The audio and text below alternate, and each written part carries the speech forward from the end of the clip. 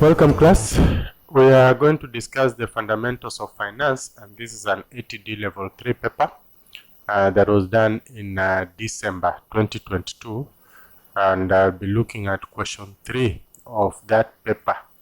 So we'll start with the first part of that question, and that is question 3A. Outline 4 functions of a finance manager. 4 functions of a finance manager. Now, there are so many functions of a finance manager, but we have the major functions of a finance manager. So I'll just talk about the major functions of a finance manager. And the first one is to make the financing decisions. Financing decisions has everything to do with the sources of finance or sources of capital for a business. So it's the finance manager who is charged with the mandate of sourcing for money for the organization. And we're talking about capital or funds of the organization. That is the amount that the business needs to carry on its activities, to carry on its operations, to enable operations of the firm. And it comes in so many ways. We have the short-term sources of finance. We have the long-term sources of finance. We have or you can also look at it from the internal sources of finance perspective and the external sources of finance. It depends. All these are various ways of looking at it. For example, if we talk about the short-term sources of finance, we have factoring as a short-term source of finance. We have overdraft or short-term credits, overdraft. These are short-term sources of finance. We have other things like accruals. They can also qualify to be short-term sources of finance. Long-term sources of finance, we have debentures. Debentures come in as long-term sources of finance, and even the equity, ordinary shares will also come in as long-term sources of finance. Internal sources, we have accruals, we have the provisions, we have the sell and lease back. These are just sell and lease back. These are just some of the internal sources of finance. By internal, we mean that funds have been sourced from within the organization. And then external sources of finance, funds have been sourced from outside the organization. And we could be having overdraft, anything that, any source of finance that has been introduced into the organization. Overdrafts will fall under this category. Loans, long-term loans, which are also called the debentures, will fall under this category. Things like hire purchase will fall under this category, and so many other sources of finance, so long as money is coming from outside the organization. So here, money comes from outside the organization. Here, sources of money from within the organization, and even the other one is retained earnings. Retained earnings is also an internal sources of finance. Long term, they take more than 5 years period of time to be repaid, and then short term normally is within a period of less than 3 years. So one of the key functions of a finance manager is to source for money, and we call that financing decisions. Once we get this money, this manager is supposed to think in terms of investing, and so he's supposed to make the investing decisions. And what will come here under sharp focus include the capital budgeting decisions. Capital budgeting decisions, where we talk about things like NPV, IRR. This is net present value, internal rate of return. We talk about ARR. We talk about profitability index. And these are methods of appraising the worth of a project to see if a project is worth investing or putting your money into it. There are some projects that will put your money and then you will lose, and there are some projects that when you put your money you will gain. Before putting your money into any project, you need to evaluate or appraise that project to see if you will be able to get some good returns out of it. That is what we refer to as the investment decisions. Appraising the worth of a project to help you make a decision on whether to go ahead and put your money in that project or not. And these are functions of a finance manager. And of course, after you have invested in that decision, there's something we call dividend decisions, and this is now the returns from the investment. Do you retain this part of these returns, or do you pay out the whole amount? Any good business requires that part of the money is plowed back into the system. You don't go enjoying all the money that the business has made. That way, you are not assuring the business of its existence in the future. Any business needs to be a going concern. So it's only prudent that you put some money aside to further the continuity of that particular business, and that's what we call the retained earnings. So the dividend decisions is about how much money do you set aside for the business versus the amount of money that you are going to issue to the shareholders as a return to their investment. Shareholders expect a return to their investment, but at the same time, the business also expects this money to be plowed back so that it can grow. So that balance is part of the finance manager's work to determine how much to be paid to the shareholders versus the amount of money to be retained in the business. And then we also have the liquidity decisions. Liquidity decisions, it is worth stating here that money is the bloodline of organizations. Money is very critical to organizations. Just like blood is critical to human being survival, money is critical for organizations. And so it's very important that at any given point in time, we have enough money with us to run the operations of the business. That is what we call the liquidity decisions. It's about the working capital. Do we have enough finances to meet the short-term maturing obligations? Do we have what it takes to meet the short-term maturing obligations? If we have, then you can say that we are liquid. But if we don't have, we are illiquid. And there are so many disadvantages and dangers that come with an organization not being liquid, not being in a position to meet its mature obligations. For example, we can talk of insolvency. We can talk of things like court cases. There will be so many discontinuity of operation because you don't have money. So it's very important that at any given point in time, we have enough money to ensure that things run smoothly in the organization. And that's part of the finance manager's work, to budget and to ensure that there is liquidity in the organization. So these are the four major functions of a finance manager. There are others, but these are the major ones: to make financing decisions, investment decisions, dividend decisions, and the liquidity decisions. Let's look at part 2 of this question. Explain 4 chronological steps of dividend payment process. Explain 4 chronological steps of dividend payment process. Now, these steps are, in fact, in most cases, we don't know these steps, and most of the shareholders don't know these steps. They are almost silent, but they still do occur. These are the steps that we follow. And dividends are the returns that are paid to the shareholders for having invested their money into the business in form of shares. So it's the shares that attract dividends. A share is a unit of ownership,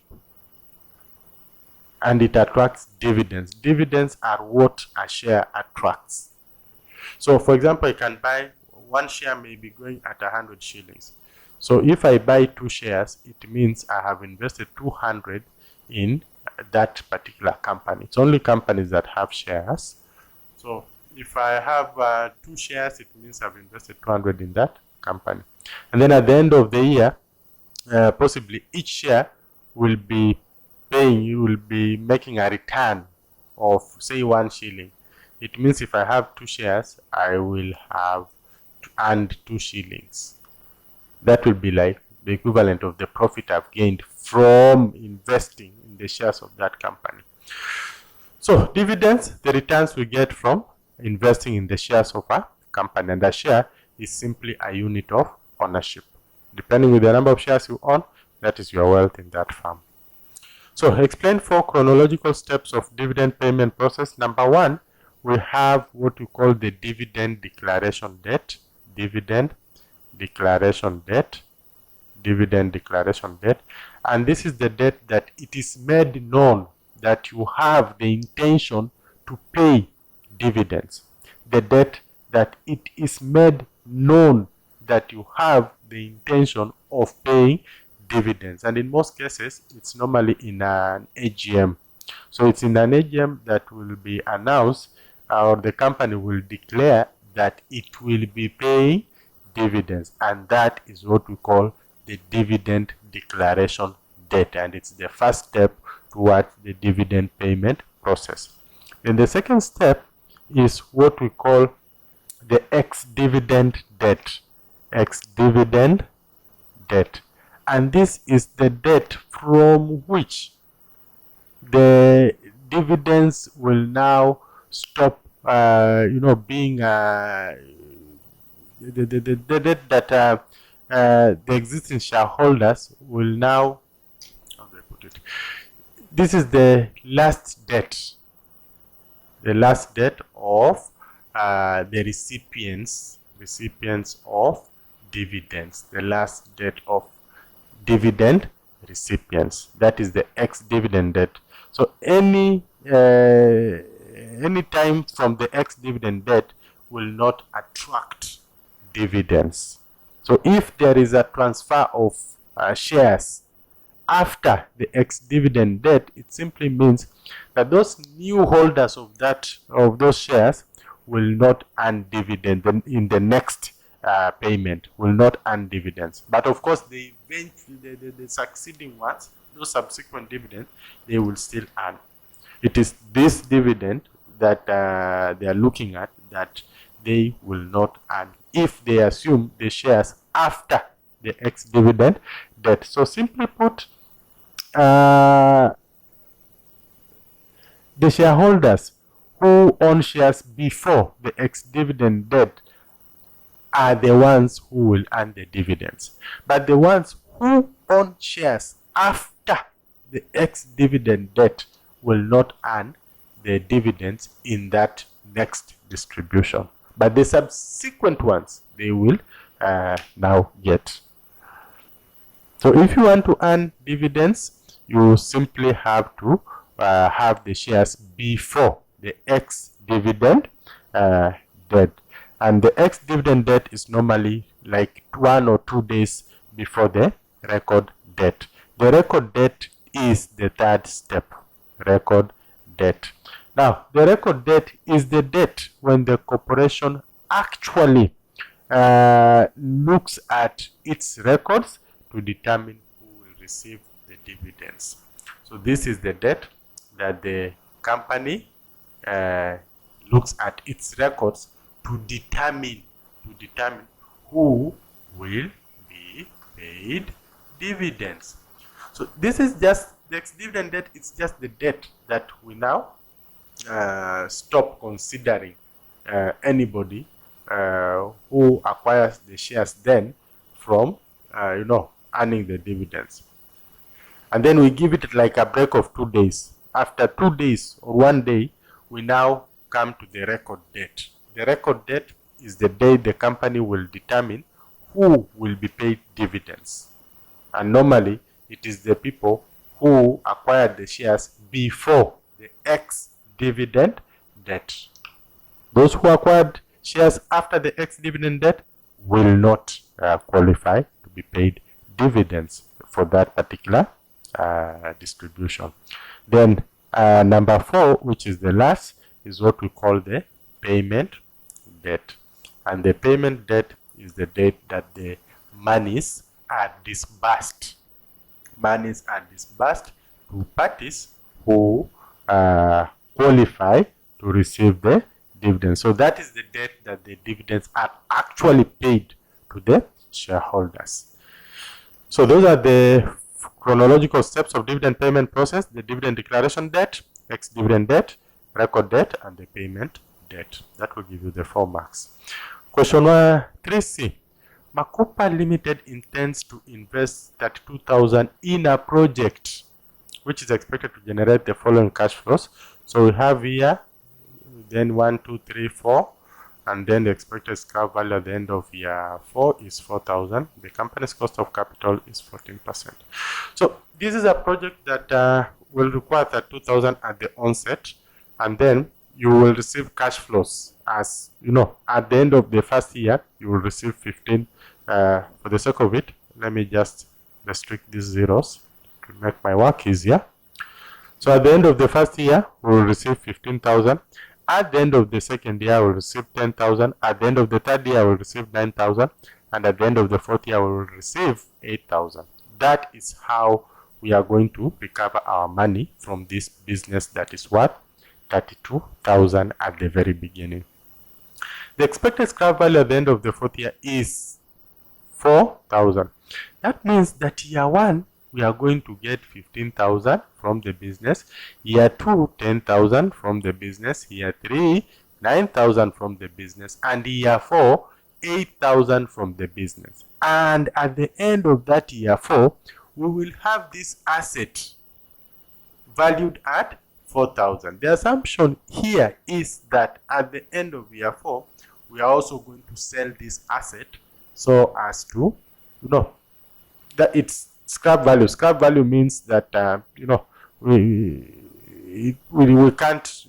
already gotten the value out of it.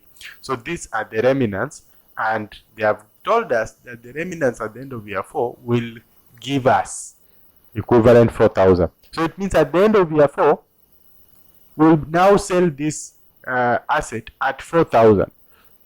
So that means that year 4, we will get 8,000 as cash inflows, and then at the end of it, we will again get another 4,000, having sold the scrap of that particular project. So that means that year 4 will be able to attract how much? 12,000. 8,000 from the project itself, and 4,000 as a result of selling that project. So the company's cost of capital is 14%. So this is what will be used as the rate of return for us. Okay, so we are required to calculate the internal rate of return for the project. This is a pretty straightforward question, and how you calculate this question is like this. Now, IRR has its basics in NPV. So we use the same formula that we use for NPV to calculate IRR, but IRR is it involves some iteration, which we'll be doing here. NPV, the formula for NPV is cash flow divided by 1 plus R raised to power N. This is actually, so this should be a discounting formula. And then the NPV is equals to summation of cash flows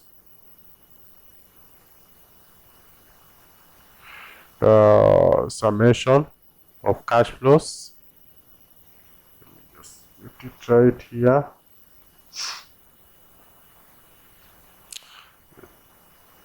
The formula for NPV is summation N, and then T is equals to 1. Then we have cash flows over 1 plus K raised to power N minus initial outlay. This is the formula for NPV. Summation for N number of years, T is equals to 1. Cash flow 1 plus K raised to power N minus initial outlay. So what this means is that normally we take, though I don't want to go through this the long way, but what it means is that you simply discount the cash flows for the so many years. Cash flow for the first year, then you discount cash flow for the second year, then you add again cash flow for the third year, then you add cash flow for the fourth year, like that, and then you less the initial outlay. So we simply summation of summation of this n is the number of years, and this is the discounting. So this is the first year, you discount first year, discount second year, discount third year, discount fourth year, add all of them, and then less the initial outlay. That is the formula of NPV. It's quite straightforward, but there's even an easier way of going about it. We simply come here and say, we'll use the tables. So come here, we say year, and then we have year 0. Year 0 is the year of investment, and then we have year 1, year 2, year 3, year 4, like that. And then sorry.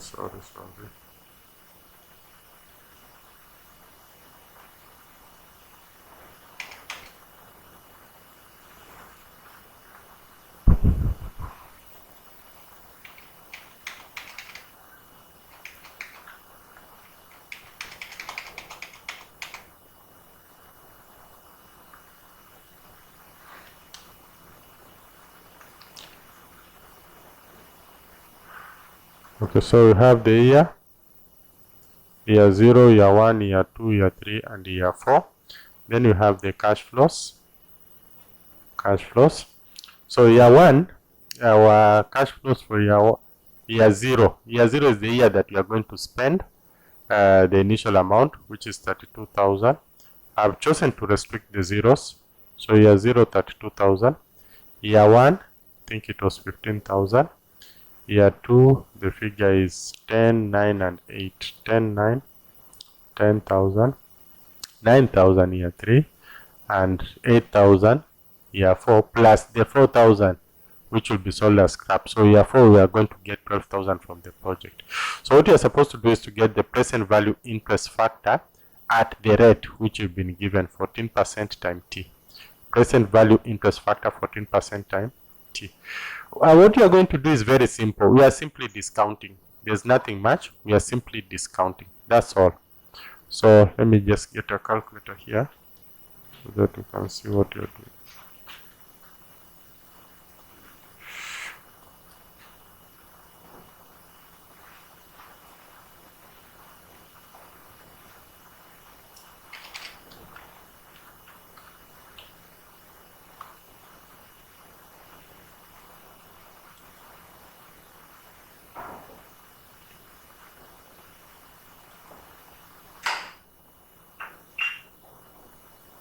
So what we are doing is a very simple exercise. Like we are asking ourselves, in discounting, ask ourselves, what is the value of 1 shilling today to be received? What is the value of 1 shilling today to be received in, say, 3 years? Let me just rephrase this question. What is the value of 1 shilling to be received in 3 years today? Or what is the value of 1 shilling to be received in 1 year today, or in 2 years today, or in 3 years today, or in 4 years today, or in 5 years today? What is the value of 1 shilling to be received in 5 years today? That is what discounting is all about. So we are trying to get the value of 1 shilling, which is to be received in 5 years time today. So what we simply do is we come here and we discount, and we say, like, these things have already been discounted in the tables. We have different tables, and if you normally check at the end of the paper, you will get some tables which have been written as present value interest factor. So you just read the column versus the, let me see if I can get this thing here. I don't know if I can get it. Present value interest factor 14%. Let me see if I can get it so that we are on the same page. These are the tables that were normally given in the paper. At the end of the paper, there are some tables. Normally, we'll be given present value interest factor of an annuity and present value interest factor. what you are interested here in this question is present value interest factor. Annuity occurs when you are receiving the same amount of money over a considerable period of time, but otherwise we use the present value interest factor. So let me just see if I can get this present value interest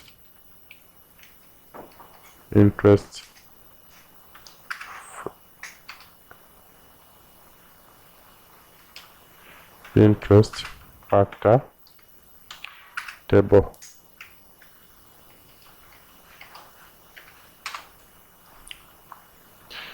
Present value interest factor table. Let's see if we can get it.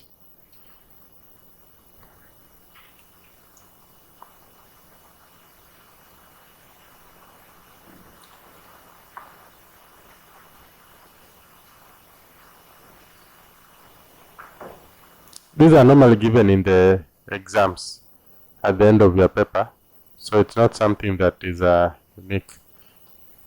So they are here. Let's see this one.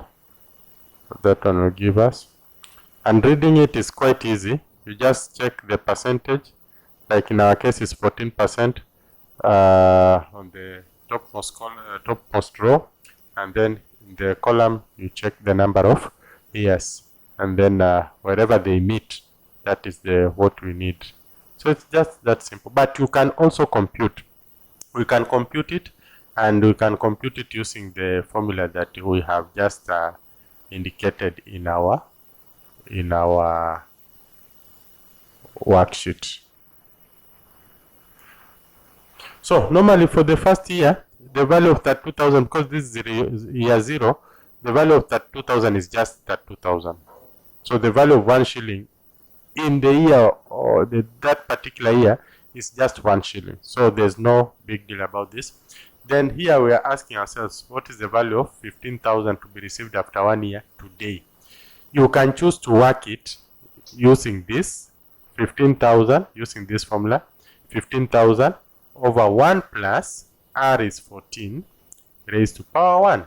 This will give you 15,000 over 1.14, because this is 14%. It's 14%, so it's 14 over 100. So 1 plus 14%, 14% is the same as 0.14. So 1 plus 0.14 gives you 1.14, like that.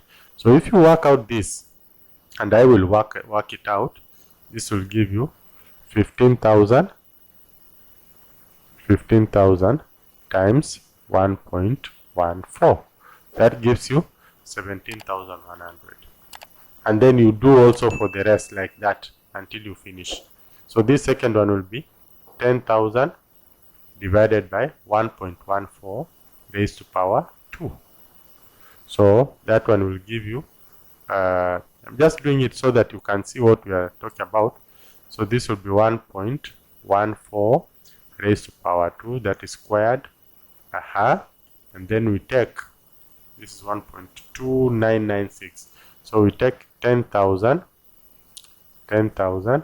divided by 1.2996. What do we get? 7694. So 7694. Then we go to the third one. This now will be raised to power 3. And the fourth one raised to power 4. And then you add all this, then you less 32,000. You will be done. But I want to show you how to use the tables. So I hope it's now ready. Let me see if it's ready. The tables are here. Let's see if you can read.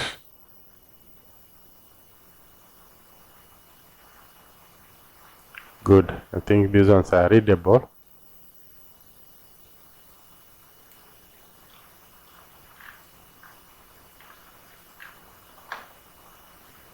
It's on YouTube, so that one may not be a good idea.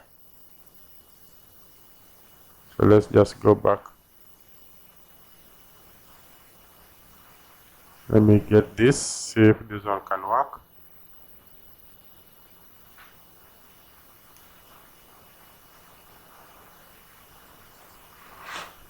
Meanwhile, those figures, if you can read them from a table, just go to the a table that is written. Yeah, there we go. I think this one now is good enough. So you can see 14%, 0.877. This is where 14% is. 0.877. Year 1, 14%, 0.877. So you just pick that figure.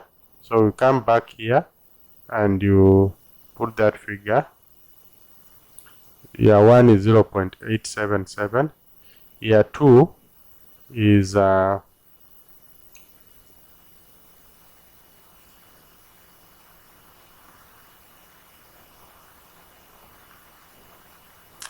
unfortunately this is not the right table. This is an annuity. We don't want an annuity table. So this is giving us wrong figures. Let me see if I can get another one. Oh, looks like we are not lucky. Just check any table. This one has not given us the right things. We are interested in the present value interest factor, not present value interest factor annuity. So make sure you have the right table. Otherwise, you will get it wrong.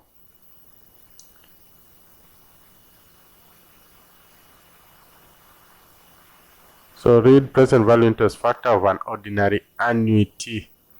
This is also an annuity. Why is this thing not giving? Yeah, this is what we are looking for. This is what we are looking for. Present value interest factor of $1 per period. Yeah, this is what we are looking for. Not an annuity, PVIF. So 14% you can see 0.877. Then the second year, 0.769. So we'll simply come here and have 0.769. 0.769. Then the third year, just come back here. Third year is where they meet with 14%, 0.675. 0.675. So we have it there, 0.675. 0.675. And then lastly, the fourth year, we have 4 run it up to where they meet 0.592. 0.592. 0.592. So this is 1 shilling that has been discounted. So we want to get, this is 1 shilling that has been discounted. Actually, the formula that we've used here is 1 over 1 plus r raised to power n, where r is 14%, n is the number of years. You just replace this. So then, having discounted 1 shilling, what about these figures? So this will be 32,000. And remember, this is an outflow. So this is money that is going out of the organization. Then the second year, the first year, we're asking ourselves, what is the value of 15,000 to be received today? If 1 shilling is this, what is 15,000? So we simply come here and say 15,000 times 0.877. That gives us 13,155. 13,155. And I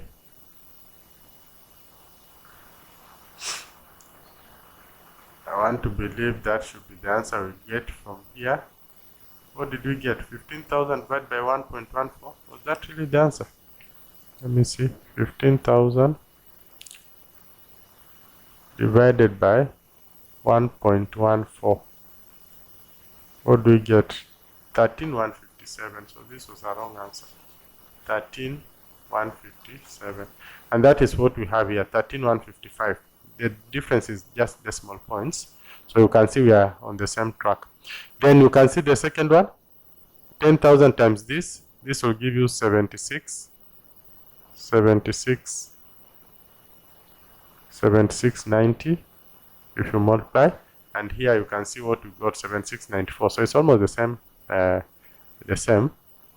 Then the third item, we'll now talk about 9,000 times 0.675. That gives us 6075. So like that. And then lastly, 0.592 times 12,000. That gives us 7104. 7104. So we need to add all this. We add all those. So this will give us 7104 plus this one 675. I'm adding these figures plus 7690 plus 13155 and gives us 34024 minus now this outflow, which is 32,000. Remember, outflow is money that is going out. Outflow is money that is going out, and the rest are monies that are coming in. So minus 32,000. That is 2024. So our NPV is 2024. Actually, this is NPV. This is how we compute NPV. IRR, for you to get IRR, we have to compute NPV. And the formula is the trick here is very simple. Normally, the first thing you do is to get the positive NPV, like now, or the negative NPV, after which you now get the opposite. So in this case, we've gotten the positive NPV. Very important. Now that we've gotten positive NPV, can we now look for the negative NPV? And the way to look for the opposite NPV is if you have a negative NPV, then you go for a higher rate. But if you have a if you have a negative NPV, you go for a lower rate, not the higher rate. And if you have a positive NPV, you go for a higher rate. So ours is a positive NPV. So it means we need to go for a higher rate that will give us a negative NPV. So once we get the negative NPV, if we have the positive NPV and the negative NPV, we are good to go. There's a formula we can apply and we get IRR so easily. Just like that. So we come here and we try a different rate. So you can try any rate, but don't be so mean. You have to make a very informed guess. It's actually a guess, but it has to be an informed guess. Try a high NPV that will give you a negative, a higher rate that will give you a negative NPV.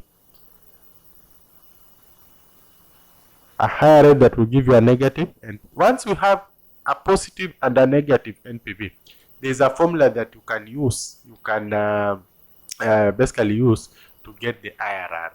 IRR, using that formula, requires that you have positive NPV and negative NPV. We already have a positive NPV, so we just want to look for a negative NPV and we are good to go. To get a negative NPV, we go for a higher rate. Okay, so in this case, let's try. You can try 18%, you can try 20%. Let's try 20% at time t. So what that means is that we read the tables again at that rate. So the year 0, our rate will just be 1, and then year 1, so we go back to the tables at the rate of 20%. Luckily we have it here. So this is 0.833. So I'll come back here and write 0.833. 0.833. Then year 2 is 0.694. So 0.694. Then year 3 is 0.579. 0.579. I'm reading those figures. You just go to 20% and then you check the column will have the years. Then year 4, you can see year 4, this is year 4. You run with it where it meets 20%. That's what we are looking for, 0.482. So 0.482. 0.482, like that. Then we get again the present value factors. And this time now we are multiplying this. These are the original cash flows by the new rates. So 32,000 times 1, 32,000. And remember, this is an outflow. Then 15,000 times 0.833. So we'll come here and say 15,000 15,000 times 0.833.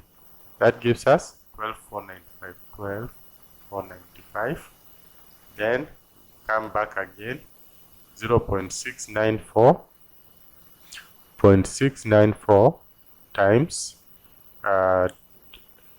10,000. This is very clear, 6940. This one we don't have to waste time. Then we go to the next one, 0.579 times 9,000. That gives us 5211. And lastly, 0.482. 0.482 times 12,000. That gives us 5784. So then we add this, add all of them. So this will be 5784 plus 5211 plus 6940 plus 12,495 minus 32,000. So you see our guess was very informed. This is 1570 negative. Once you get a negative NPV and you have a positive NPV, now it becomes very easy to work now to find out the IRR.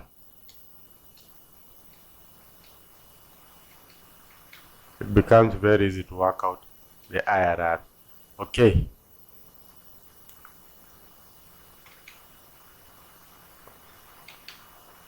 This thing is threatening, doesn't want to behave. Oh, yo.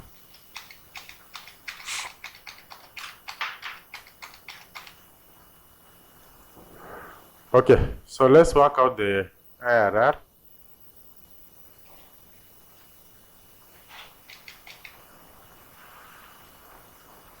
Looks like there's a problem somewhere. So let's just continue from here. I think I just need some space here.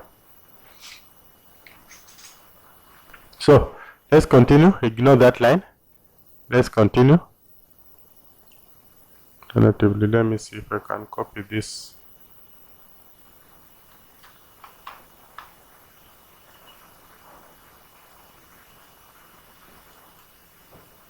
It's posing some challenges. Yeah, just see if we can transfer it here. Yeah, we'll tackle it at that point. Good. Now we have the space we needed. So for you to get IRR, step number 1, make sure you have a positive and negative NPV, which we already have. So step number 2, you apply now this formula. The formula is IRR is equals to A % plus P over P minus N, B % minus A %.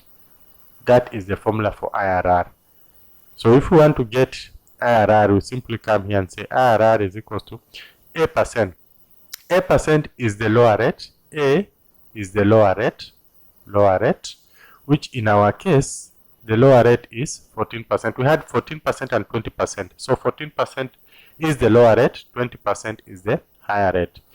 And normally 14% will give you a positive NPV. And then the higher rate will give you the negative NPV. So A is the lower rate. So you simply come here and say 14% plus P is the positive NPV. Which in our case is this 2024. So 2024 over P again, so 2024 again, minus N. N is the negative NPV. N is the negative NPV. So negative NPV is this. Please carry it with its sign, 1570. Let's just use the brackets. It's easier that way. 1570. I hope you can see. A 14%, P 2024, P 2024 minus N. N carried with its sign, which is negative 1570. B is the higher rate, which will normally give you the negative NPV. So B is 20%, which is this. You can see we use 20%. So 20% minus A percent, which is 14%, and this is in bracket. B minus A. A is the lower rate, B is the higher rate. So once you have it like that, you simply come here and say IRR is equals to 14% plus 2024 over, now let's add this, that is minus minus, so it will be 2024 minus minus is plus 1570. That gives you 3594, and then 20% minus 14% is 6%. So this IRR gives you 14% plus 14% plus. Make sure you use bottom as well, otherwise you can just fail here. So this is 2024 divided by 3594. That gives us 0.56 times 6%. So times 6%. The answer we get will be in percentage. So that gives us 14% plus, this is, this board mass, this one comes first, plus 3.38. I think that's what we have, 3.38. There we go, 3.38. So then our IRR becomes 17.38. We add this 14. And this is 14% plus 3.38%, which is 17.38%. So this is our IRR. That's how to compute our IRR. And then question part 2. So we are done with this question. Just as simple as that. So done. It's very easy. Just get positive NPV, negative NPV, apply the formula. You have your IRR. As simple as that. Highlight to the management on whether to invest in the project or not based on your results. Now, based on these results, the decision rule for IRR is very simple. IRR accept the project if IRR is greater than K. If IRR is greater than K, our K is the cost of capital, which in our case is 14%, and our IRR is 17.38. So our IRR is greater than the cost of capital. So that means that we accept the project. But if our IRR was less than the cost of capital, we reject the project. So reject the project if IRR is less than K. So if it was less than 14%, we will have rejected that project. But it is greater than 14%, so we accept the project. The answer is 17.38, greater than the existing cost of capital, so we accept the project. So this stands, we accept the project because IRR is greater than cost of capital. Then the last question is highlight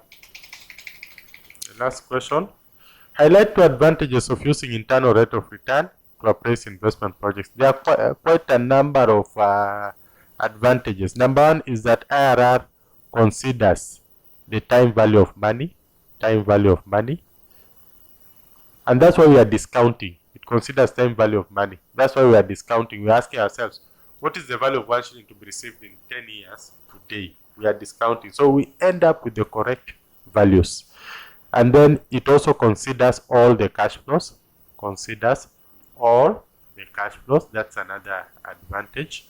And because it considers time value of money and all the cash flows, it shows the true state or measure of profitability. It doesn't exaggerate. Which is something that is very good. And then it is in line with the wealth maximization principle.